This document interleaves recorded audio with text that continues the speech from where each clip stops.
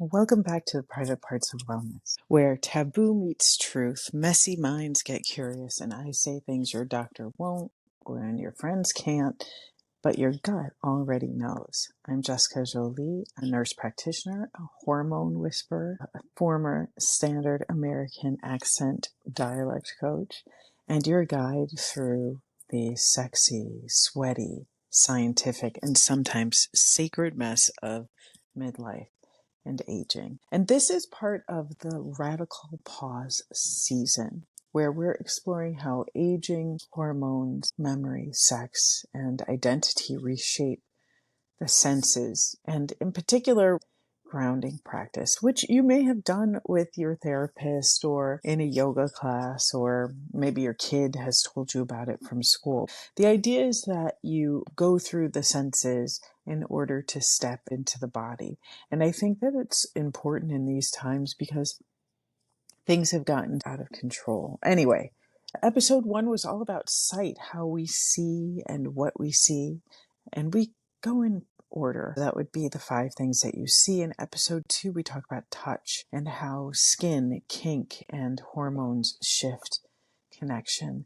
Episode 3 is hearing things that are sexy, annoying, buzzing in your ears. And today is all about smell. In particular, we're talking about sense memory. Sense memory is something that really exists. It's that whole concept that when people talk about apple pie and the smell, I think that there's a hotel in New York City that has a particular signature scent. It's the fact that mothballs may smell like old people to you.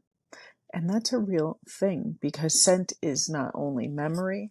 When we think about sense memory, it is sexual, it is survival, and it is about the self. By the way, if you are obsessed with scent, as I am, I'm not obsessed with it, but I really do love a good perfume. Like, I love smelling perfumes. Anyway, another story for another time. There is a whole episode in the archives of this podcast when it was ageless about smell and scent. Check that out. Quick disclaimer, this podcast may contain some swearing because I actually think I might go off my script. We're going to talk about sex, hormones, stories, and some confessions.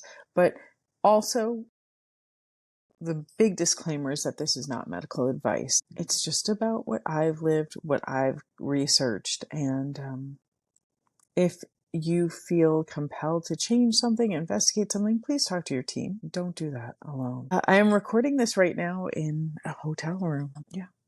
Out of town. And I'm by myself, and I should be doing things. I should be exploring. I should be taking in the scents and smells. But I'm doing this because this is really important to me, and I don't get a lot of time alone. I'm going to yawn. Oh no. So yeah, let me fix my nose ring because the sparkles aren't showing. Anyway, again, I'm doing this in bed, in a hotel, by myself. But let's start. When we talk about scent is something that's very primal, and it bypasses logic and hits the limbic system. And the limbic system is an ancient part of the brain that stores emotion as well as memory. And this is why a single scent can make you cry or laugh or ache in a particular way, or even bring up something that was hidden. For me, it's the smell of cannabis. And in particular, I'm going to tell you this one story about cannabis. My dad died in 2014. And when we came to clean up his stuff and close up the house, I, of course, found containers of old weed and some like not actual like that's what they used to be called. I don't know what they're called anymore, but little smoking bits of cannabis. And I found his papers and it was a very homey smell for me because he smoked a lot of weed. Fast forward 2021, I was working in COVID with nurses and medical professionals, and one of the people of the group, we would spend long hours together. And it wasn't a hospital setting. This was a testing site. But one of the people came to, had gone on a trip to out west. I don't know. I don't remember where. And she brought back Charlotte's Web, which was a gummy. Charlotte's Web was a CBD company. So there was no THC involved. This was at the end of the shift. We were packing up and she brought this can of CBD gummies and she opened it and pulled back the foil seal that was on it. And all of a sudden, this heavy, heavy duty scent of cannabis just hit me. And I think it was a combination of several things. Like my dad had obviously passed years before, and we were living and working in a pandemic. But that smell all of a sudden flooded me with these memories of my father, and I just started to cry. And I didn't feel sadness. I felt this sense of longing. I'm missing him, but also the sense of closeness. I actually can get it, just remembering that, I get emotional. And it makes sense because sense memory is a system that's set up. I don't think system's the right word, but you get what I'm saying. And smell is, in a sense, how we carry people that we've loved and people that we've lost. And it brings back these memories of parts of ourselves that we might have felt like we left behind. Not only did it remind me of him, but it reminded me of my childhood and it reminded me of that complicated relationship that we had. But listen to me. And when we think about loving people and we think about the complications, when we think about how relationships can be complicated, we can also think about sense and hormones, attractions, and even in particular when we think of midlife and beyond, like why people just don't smell right to us anymore. You know, one of the things that I've just learned about is like veneer breath. It's so fucking disgusting to me. No offense to you folks who have veneers. I hope you're flossing. But it makes me think of, you know, you would meet somebody and they're so attractive and I just got distracted by seeing myself on screen. Anyway, and not in a good way, in a judgmental way. Moving on. Have you ever met someone who looks kind of perfect or whatever that is for you, that thought of perfection, and then you get close to them and it's just like something is off about them. Maybe their scent, their breath. And then you could be around someone and it's just like they smell so good to you that maybe you feel like you're just hypnotized by them. Again, this is biology. It's an actual biological response, and it is called your MHC, your major histocompatibility complex. I'll say it again, major histocompatibility complex. And it is your immune system kind of sniffing out, or you're sniffing out the immune system genes that are different from yours. A bigger genetic difference equals a healthier potential offspring, because nature loves, like, well, I don't know.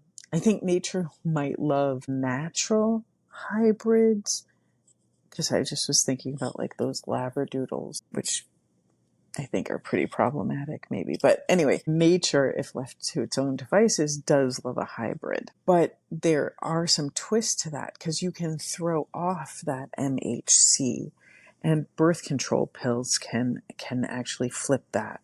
And one of the things that people caution against, or there's like talk about on the Instagram and such, is that birth control makes you choose different. And there's a little where you might be drawn to somebody on the pill that you would not be drawn to off of it. Pregnancy also sharpens your smell sensitivity, and it's almost obnoxious how dilated you become to how dilated or how dialed in you become to smells. On the opposite end of that spectrum, menopause will dull your smell sensitivity. And sometimes it alters who you're also attracted to or repelled by. What I don't know is if being on HRT, estrogen, progesterone, testosterone, will again alter it in a different way. I do know that being on HRT, lots of people will find that their partners are less annoying. And for some people, a little less repulsive if they were feeling repulsed by their partners. Of course, the partner needs to do their fucking work too. I'm going to tell you a little story about a race that I ran, how overpowering. And I wasn't pregnant, but I do have a very strong sense of smell. And it can be almost a distraction. And that has never changed, right? This has been on hormones, off hormones. In my younger years, it's just been something that I'm really, I don't know, my sense of smell is pretty good, I think. So I was running this race. I was doing back-to-back races. Caveat point, I hate racing. I hate running. I'm like, yeah, I don't like it. I've not ever had that euphoria. No, it's not for me. It's not for me so much. I used to have a blog called I Hate Running 2, number 2. But these two races, it was a season where I was trying things out.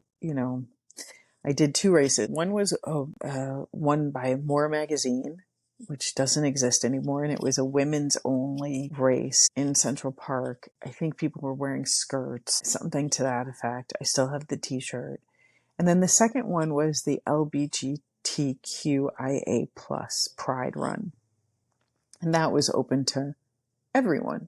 Again, please understand that I was doing these with I was doing it with the attitude of, I'm going to really like this and this is good for me and let me run these things. And I think I even ran with somebody else's bib. Like they couldn't make the run.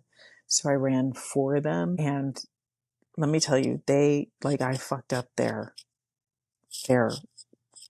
score. I got to tell you. But anyway, here's the problem. The women's race was fine. It wasn't an assault of perfumes because sometimes perfume can be overwhelming. It wasn't horrible. It was fine. I went through it. But the mixed gender race was fucking disgusting. All I could smell were balls, testicles, everywhere I fucking ran. It was like an assault where I thought, do these people, men, you need to, if you are a ball carrier, you need to wash these things. Now, I use these people a lot. Let me tell you, I know that can be offensive to people. I'm thinking about people. I'm from Chicago. So get fucking over it, okay? All I kept thinking is yo, these people, meaning men people, meaning balls owners, they do not wash. It was sweaty ball after sweaty ball after sweaty ball. Now, I have friends who just love that, who think that is just delicious. To me, it is an assault. It is an assault of nut funk that I do not ever, ever, ever want to repeat. And you can see, if I put out this video, you can see how horrible this is. And it's just the thought of these nuts is just enraging me. I'm going to take it down a little bit and get back into the body because while I love men, you can even say I love penises. I do not love hot outdoor ball sweat. And never again do I need to run another race. And if by chance I must, it's got to be women only. I'm sorry. It's just, I can't be distracted like that. That is not my kink. That is not fun. That's kind of a negative thing that can happen with smells and scents. Let's take it back to perfume. Now, perfume can be something that is offensive to people and something that is good and lovely. And it's funny because perfume will mix with the chemistry of your skin and may smell one way on one person and a totally different way on another. And I think about my own kid, my oldest daughter, and she's like, nubile 21-year-old. And when she puts on one perfume, it smells just beautiful on her. When it mixes with me, no, it is god awful. You may be wondering about some of those, because I've seen also that you can buy these sprays and these ads that are pheromone perfume. So it's usually like, I remember that in the back of Cosmo magazines or something like that. The back of certain magazines, you like get this perfume or put this oil and add it to your perfume. You're going to be a magnet to people. Let me be the first to tell you that it's total bullshit, because real human pheromones are very subtle, and most pheromone perfumes are synthetic, and they're like these molecules, and I'll probably butcher it, civitone and hedione, and they're supposed to mimic emotional triggers, but they're not going to actually control anyone's free will. I think the other thing is, if they're in there and you can't pronounce it, it's just like food labels, you might want to just skip it. But there is some real magic to scents and smelling, and it actually reminds me of flop sweat. Do you know what flop sweat is? Flop sweat is like when you are so nervous that you start to sweat, and then you probably give off this kind of scent that is like this, you're feeling like a loser. Because when we're confident and we're playful, you may find that if you use these pheromone perfumes, if you do decide to buy one and you wear it, that, all these people are attracted to you, when probably you're just giving off this air of confidence, because confidence has its own smell. But what is stink and sweat? I promise I'm going to wrap this up really soon. I just want to talk a little bit about that. Sweat itself does not smell, but the bacteria breaking down does. You can also change the scent of your body by what you eat. Pineapple, mango, citrus. A lot of people talk about doing that and having your sex tastes and smells change, and it may result in smelling sweeter, where garlic and red meat and dairy, you might smell a little earthier, a little muskier. And different spices. Dehydration sharpens scent. And again, when we think about hormonal changes like menopause, that all changes as well. By 70, you're going to lose about 50% of your smell receptors, period. It will distort the way you smell things. So again, you might notice, you'll be like, does anyone smell that? Do you smell that? Okay, I just said that I said earlier that I have a really good sense of smell. I don't know. Maybe I don't. Who knows? Maybe my shit's just distorted. But, if you find yourself later in life that your smells have changed, your ability to smell has changed, and things smell grosser. Is that a word? Grosser than they usually do, or more gross than they usually do. That could be that distortion. And that, again, can be estrogen loss, neurological shifts, certain medications can change the way we smell, and things like COVID. Obviously, that's the thing that we ask, right? Have you lost your sense of smell or taste? Because those are super linked. Let's just say that you have had these changes. You can rebuild smell, and that's with olfactory training. That is a twice daily practice where you sniff for essential oil. You could think of something like a peppermint oil. I would do an orange, maybe eucalyptus, maybe lavender, or 4 oils twice daily. You smell them. The other thing about smell and rebuilding it is your zinc level good? Your B12? Do you have omega-3? Right? Those 3 supplements are excellent supplements to help with smell. There's also nasal rinsing that you can do, like saline rinses. If you're going to do them, I would really suggest that you have to, if you're going to kind of make your own, it's got to be with distilled water or come with a filter system. You have to, or just buy the bottle ones, invest in that. And finally, there are exercises you can do for brain repair. I'm not really versed on those. You can look them up. You can, of course, talk to your provider. And again, let's not diminish the importance of smell because it is a very anchoring sense to have, and it's deeply connected to your emotions. So we've done let's take a minute and tie it together, because the reason for the season is this 5, 4, 3, 2, 1 grounding practice. And smell is the second, or it's the 1, 2, 3, fourth, actually. It's the fourth step in this 5, 4, 3, 2, 1. And is simply noticing to, I'm going to talk you through it and we'll do the practice. Now, wherever you're at, get comfortable, have a minute to yourself, and take some time to just notice if there are any smells that are around you. Notice your relationship. You can smell yourself, smell coffee, even the faintest hint of a smell, or notice the absence of smell. Even the noticing is medicine. Smell is identity, it's memory, it's intimacy, and it's something that we can improve and just for a practice, besides the 3-2-1 method.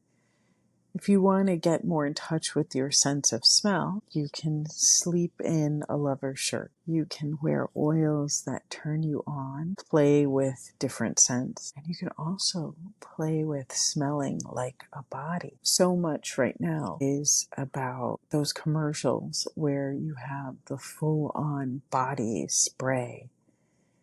And so many of the scents we're constantly trying to cover up. And I feel like a lot of the young people, that's not true. It's not even age.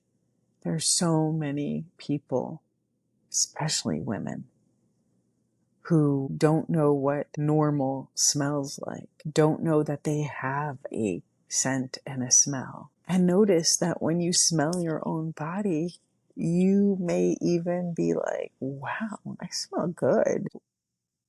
Allow yourself to just, at least once in your life, just smell like a body. And I'll share with you one of my favorite feelings. One of the times that I feel super close to my partner is when he will press his nose against me. Not hard, but I'll just notice. And it'll be near my shoulder. And he just takes this deep breath of me, this deep inhale. And I'm not wearing perfume. It's just me. And it's so lovely because at that moment, I feel known and seen and loved. I'm just inviting you to play with scents a little bit. All right. This episode was brought to you by the Radical Pause Salon. Real conversations about menopause, hormones, sex, rage, intimacy, beauty, and reinvention. In a world that wants us to numb, we will gather and celebrate being alive. The idea is you bring the people, I bring the spark. And if you're interested, should is such a shit word. If you're interested, even remotely, email me at jessica@ppwfnp.com. You can also join me on Discord, The Menopause Anarchist. We are small, but we are growing. I leave articles and workouts of the day and information and even some tarot cards. Because why the fuck not? But we talk about tips around menopause, perimenopause, and postmenopause. Next week, we are doing the second to last episode in the series. It's the one thing that you can taste. We're going to talk about flavor, sex, science of cravings. And if you want more on sense memory survival, check out the full smell episode and just scroll through those archives. And I just want to remind you that this Sixth Sense series isn't just about information. It's about falling back in love with being alive, even when it's messy. Pleasure isn't luxury. Pleasure is survival. Stay messy, stay curious, and take care of your private parts.